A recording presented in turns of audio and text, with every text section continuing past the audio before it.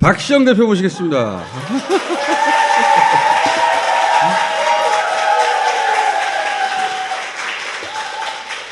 자, 박시영 TV 요새 회당 조회수가 얼마나 요새?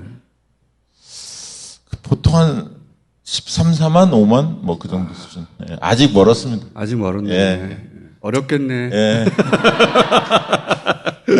매일매일 하는 거예요. 예. 부지런도 하지. 이따 끝나고 구독 좀 부탁드리겠습니다. 네. 이번 주는 여론조사권 기본조사만 있는 주인데 열심히 등록 이전이라 ARS RD로만 했어요. 열심히 등록을 하면 이제 성별, 연령, 지역이 정확하게 등록된 번호를 가지고 하는 것이고 RDD는 막 무작위로 돌리는 거예요. 그러다 보니까 이제 정확성이 다소 떨어지는데 최근에 이제 다른 여론조사 기관도 대통령 지지율이 한 2, 3%씩 상승했어요. 네, 그렇습니다. 되게 취지는 비슷한 것 같고요. RDD 방식으로 하면 어렵죠. 20, 30대를 샘플을 채우기 위해. 20, 30대가 잘 안 잡혀요. 자, 대체로 이제 하락 멈추고 상승 반전 이 정도로 볼 수 있거든요. 저희 조사에서도 대략 한 3% 올라갔어요. 그럼 어디서 올랐을까? 우리 조사로는 의외로 20, 30대에서 10%, 8% 올랐어요. 나머지는 거의 비슷한데, 특이하다. 그리고 또 오히려 진보에서 5% 정도 올라갔어. 이게 제대로 나온 걸까? 조금 튄 느낌이 있어요. 네. 있기는. 근데 이제 70대들이 위기감을 느끼고 좀 결집하는 현상 분명히 있어요. 그리고 지역적으로도 그렇고. 네, 그 다음에 이제 지역적으로 TK 쪽도 있고. 지역적으로 보면 확실히 네. 여기 PK 지역에서 네, 올랐죠. 13% 올랐죠. 예. 대구 경북에서 또 예. 10% 올랐어요. 위기감에 보수 지지층이 많은 지역에서 상승했다. 이건 네. 이해가고 최근에는 가장 핫한 게 이제 국민의힘과 이준석 전 대표 간의 갈등. 그러다 보니까 윤석열 대통령은 가려진 측면이 있어요. 그렇죠. 예. 약간 정쟁에서 비껴나 있고, 어쨌든 언론에서 보면 뭐 민생 현장 가 있는 느낌이 있으니까. 실제로 최근 지지율에 영향을 미친 요인을 물어보면 윤핵관이 1위예요. 그렇죠. 원래 윤석열이 1위였거든요. 시선을 분산시키는 효과가 분명히 있는 거죠. 그리고 이제 대통령실 뭐 인적 개선한다고 한다 뭐 이런 소식들이 알려지니까 과거에는 민심과 척지고 본인 하고 싶은 대로만 한다는 느낌이 강했는데 그런 이미지가 조금 희석된. 그런데 이제 예를 들어서 직업군별로 보면 여기 학생군이 16%가 올랐다는 거예요. 7.7이었는데 23.8. 7.7이 튀었던 걸까? 23.8이 튀었던 걸까? 조사는 항상 튈 수가 있어요. 왜냐하면 저렇게 학생군으로 표적을 딱 나누면 모집단 자체가 워낙 작기 때문에 샘플 사이즈 사이즈. 3, 40명밖에 안 되거든요. 그럼 10명. 엄청 오차 범위가 뭐 플러스 마이너스 10% 훨씬 넘어가기 때문에. 그래서 이런 거 볼 때 너무 절대시화해서 해석하면 오류에 빠져요. 또 권역도 예를 들면 TK 이런 데도 샘플 사이즈가 얼마 안 되거든요. 그런 부분을 유의해서 보시는 게 좋습니다. 그러니까 저희가 계속 앞으로 말할 것은 여론조사 꽃의 조사는 항상 맞다가 아니라 여론조사가 가지고 있는 일반적인 위험성. 근데 이제 보통은 여론조사 기관에서는 그걸 인정하지 않죠. 절대적인 수치라는 건 있을 수가 없어요. 튈 수 있어요. 7.7%가 튀었을 수도 있고 이번 조사 23.8이 튀었을 수도 있고 모른단 말이지. 그러면 튀는 가능성들을 항상 고려하며 어떻게 보정을 잡아야 할 것인지 이건 이제 연구에 가는 거예요. 그래서 이번 이 조사 결과를 보고 어떻게 하기로 했냐면 그리고 여심미를 등록하고 나면 이제 10월 중순이면 되죠? 네, 그렇습니다. 한 달 후면 되는데 2달 후지. 9월이야 이제 이미. 9월인가? 네. 그렇구나. 이 방송 나오면 한 달 후에요. 네. 네. 그래서 어떻게 하기로 했냐면 자 샘플이 작아서 이렇게 된다면 20대 1000명 해보자. 30대 1000명 해보자. 40대 1000명 해보자. 지금 20, 30대 해봐야 얼마 되지도 않는 거 가지고 매주 발표하는 거죠. 70대만 1000명 해보고 60대 해보고 1000명 50대 1000명 해보고 국내 어떤 여론조사 기관도 이걸 해본 적이 없어요. 충청권만 1000명 한다든가 부울경만 뭐 1000명을 해본다. 이건 우리만 할 수 있어요. 샘플 확 늘려가지고 연령별로 또 지역별로 해보자. 여기 구독 안 하는 사람 있어요? 하신 분 손 들어봐요. 자, 안 하신 분들 경찰에 신고해요. 응? 그게 나오면 훨씬 더 정밀한 20대는 이렇다, 30대는 이렇다, 혹은 70대 이상은 이렇다라고 보다 구체적으로 얘기할 수가 있죠. 그렇죠. 네. 지금 얘기하는 건 대충 때려 맞추는 거예요. 언론도 좀 주목을 할 거예요. 아니, 이미 주목을 하고 있어. 주목을 하되 인용을 하는. 그렇지. 주목하는데 말을 안 하는 거지. 예. 부끄럽잖아. 자, 그리고 요건 뭐냐면, 김진표 의장이 여야 다선 의원들로 중진협의체를 만들어가지고 개헌 논의하겠다. 중진협의체는 의결기구가 아니에요. 그러니까 거기서 결정된다고 실제 진도가 나는 게 아니에요. 그런데 기왕 말 나온 김에 개헌에 대해서 한번 물어봤어요. 향후 1, 2년이라는 좀 시급성이라는 측면을 담아서 여쭤본 거예요. 네. 1, 2년 내에 개헌해야 될까? 반반이야. 여기서 특이한 지점은 보수 지지세가 강한 곳에서 찬성이 높아요. 이념 성향별로 한번 보시면 보수는 47.4가 찬성이 높죠. 진보는 낮고 네. 왜 그럴까요? 지역별로도 보면 대구, 경북, 부산, 울산이 높죠. 보수 측이 볼 때는 다음 대선에 자신이 없는 거야.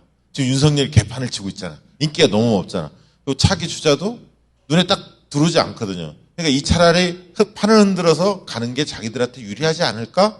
진보층은 뭐 이재명 같은 유력한 후보가 있잖아요.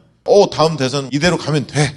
이런 생각을 좀 더 가지지 않았을까? 보수 지지층은 이대로 재집권이 가능할까? 뭔가 판을 흔들어야 되지 않을까? 우리가 집권했으니까 개헌을 해도 우리한테 유리한 방향이 되지 않을까? 막연한 기대 같은 게 있는 거죠. 김진표 의장을 비롯한 다선 의원들은 워낙 내각제주의자들이 많아요.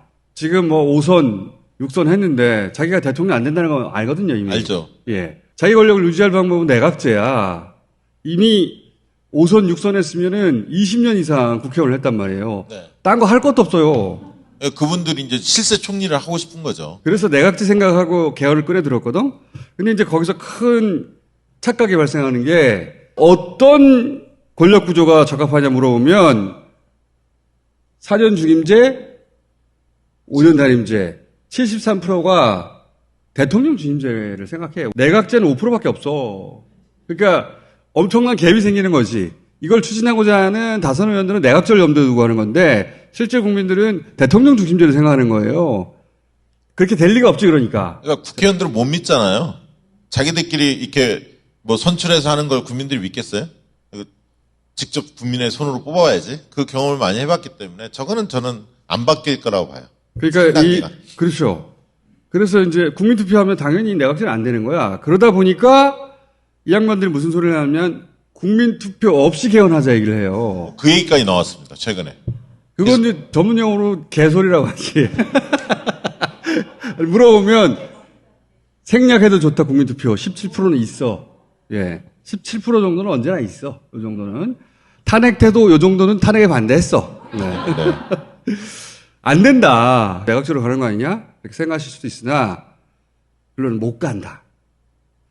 자, 그리고 이제 저희가 지금 조사에 들어간 게 오랫동안 예고했던 씨발 지수. 총수가 씨발 지수라는 지표 명도 개발했고 항목도 본인이 꼼꼼하게 다 만들었기 때문에 거기서 나오는 결과에 대해서 파장이 커지면 무조건 총수 책임입니다. 네. 아시겠죠? 왜냐하면 이거는 기존 여론조사 기관들에 계신 양반들은 상상을 못하더라고. 근데 이게 필요해. 윤석열, 김건희 대통령 부부? 앞으로는 여당의 유력한 정치인들, 야당의 유력한 정치인들 다 또 해볼 텐데, 그래서 계속 쌓아갈 거야. 질문도 계속 정밀하게 만들고. 공적인 영역, 또 사회적인 영역, 사적인 영역 이렇게 나눠가지고 몇 가지 질문을 하는데, 예를 들면, 윤석열은 공사 구분을 확실하게 할 것 같다. 뭐 이 정도는 양반이에요. 예. 김건희는 공금을 안심하고 맡길 수 있을 것 같다.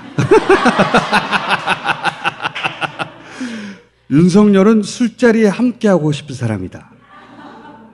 김건희는 소개팅을 시켜주고 싶은 사람이다. 김건희는 직장 상사로 모시고 싶은 사람이다. 윤석열은 결혼 상대로 고려해볼 만한 사람이다. 김건희 여사를 굳이 넣어야 하나? 총수가 꼭 포함을 시켜야 한다 해서 포함. 아니, 이제 예전에는 대통령만 조사하면 됐거든요. 지금은 부인이 미치는 영향이 상당해요. 공동 정권이야. 대통령실도 나눠 쓴다잖아. 또 하나 우리가 개발해서 넣은 질문은 최강욱 의원과 한동훈 장관이 법사위에서 공방에 오갔잖아요. 응? 하세요? 질문하세요? 요 동영상을 틀어줍니다. 웹조사니까 가능하거든요. 한 2분 정도 되는 분량. 쭉 그걸 틀어주고 나서 한동훈에 대한 느낌을 적으시오. 단어를 한정하지 않았기 때문에 연상되는 단어대로 쫙 나오겠죠. 이게 더 사람들의 본심을 끌어낼 수가 있어요. 세상에 잘난 사람은 많아요. 근데 자기가 잘났다는 걸 한동훈식으로 표현하는 사람은 극히 드뭅니다.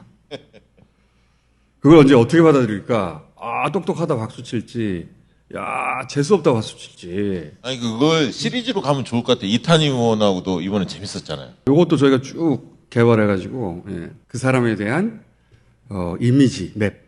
재밌겠지? 다음 주에 이제 발표하고요. 유시민 작가 나올 때 쫙. 유시민 장관이 뭐라고 할까? 때려쳐! 아니, 유시민 작가도 나중에 한번 해볼 생각이에요. 예. 다 넣어볼 거야. 나도 넣어가지고 나는 결과를 조작해야지.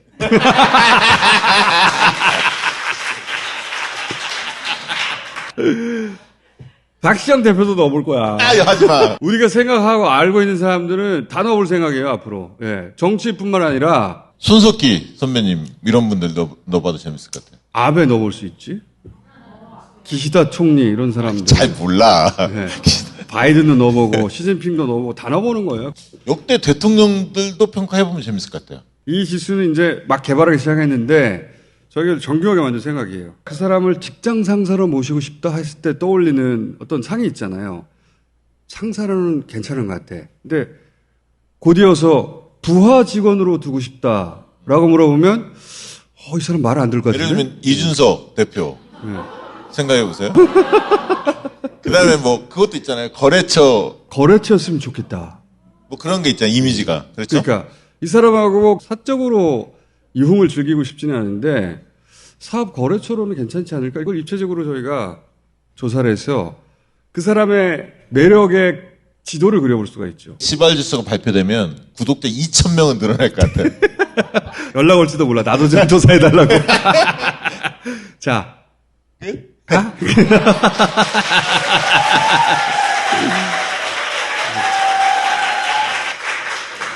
세상에 이것도 여론조사 할 수 있느냐? 상상하지 못했던 모든 영역을 다 할 것이다. 구독해!